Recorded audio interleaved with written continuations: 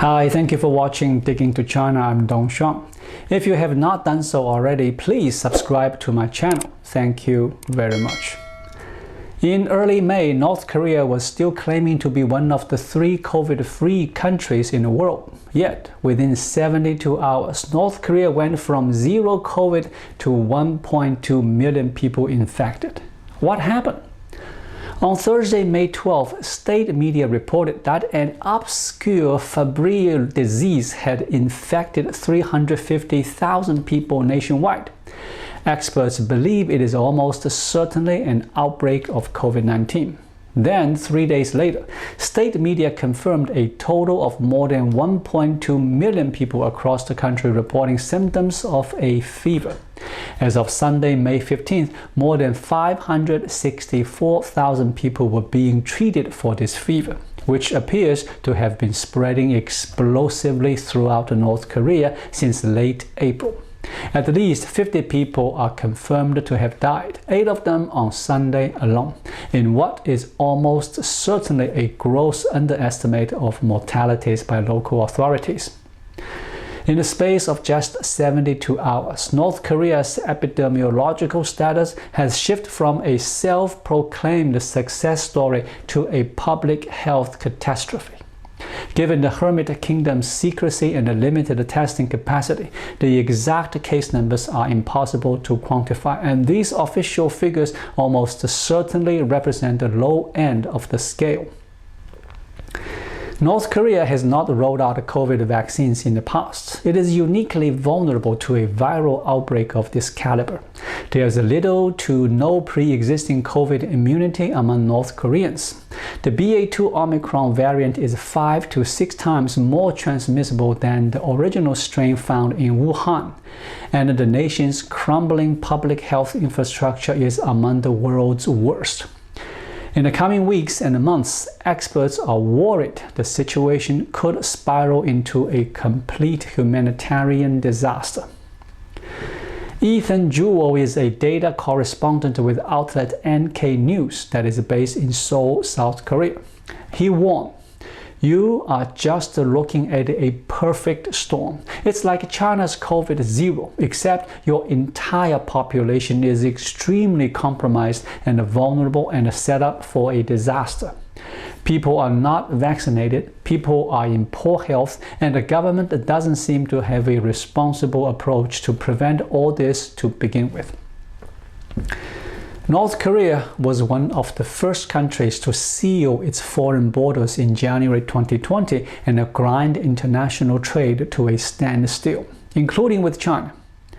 North Koreans were subject to severe movement restrictions. It is unclear how the Omicron variant entered and spread through the country in the first place.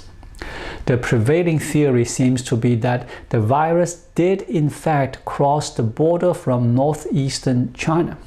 In recent months, northeastern China has been ravaged by its own biggest outbreaks to date. Although trade between China and North Korea was suspended in early 2020, there have been multiple reports of people illegally moving back and forth across sections of the border, which is 880 miles long, smuggling goods to provide essential resources to impoverished and famished North Korean communities.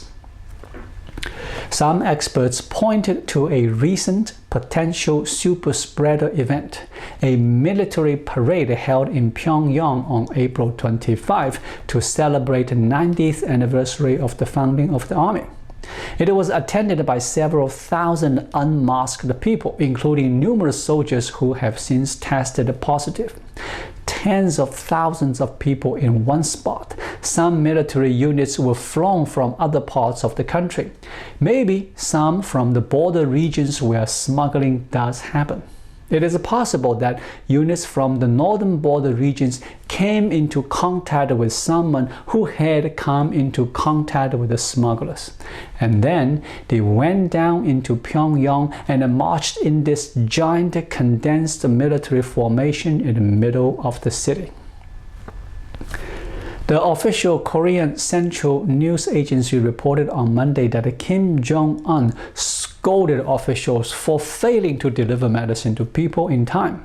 Kim subsequently called for the mobilization of military personnel from the People's Army to stabilize the supply of medicine in Pyongyang, accusing the public health sector of not having rolled up their sleeves or properly recognizing the present crisis.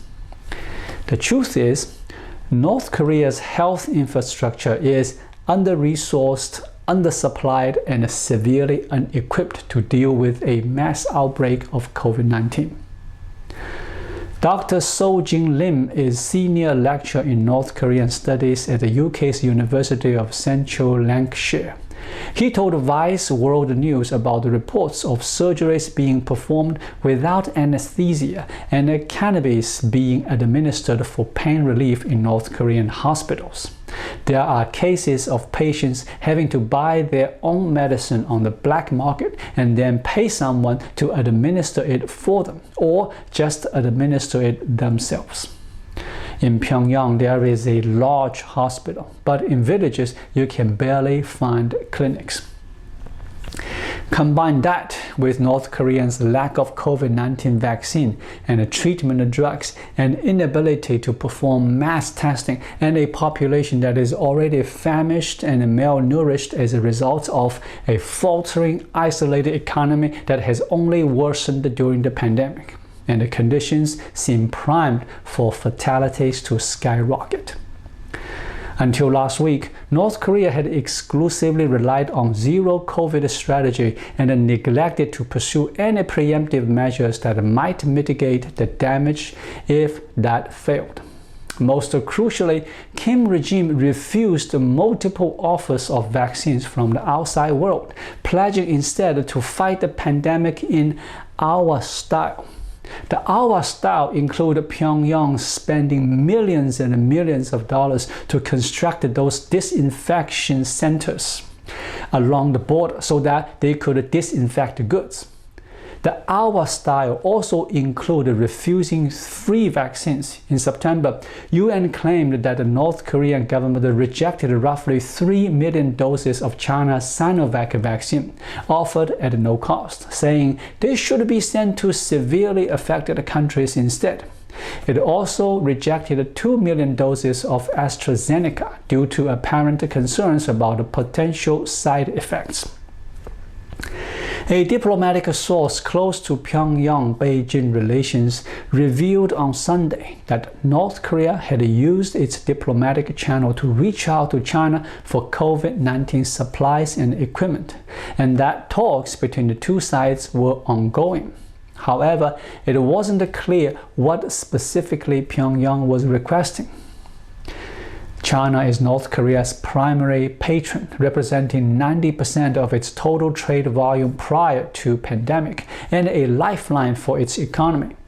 But relations have become strained in recent years due to Kim's provocative nuclear stance and unwillingness to cooperate with Beijing on the issue. North Korea is likely set to use hard-fisted lockdowns as a way to curb the spread of the virus. Whether they will have the intended effect remains to be seen. In any case, things will almost definitely get worse before they get better. Thank you for watching. Please leave a comment and subscribe to my channel. Just click the subscribe button right here. I'll see you again shortly.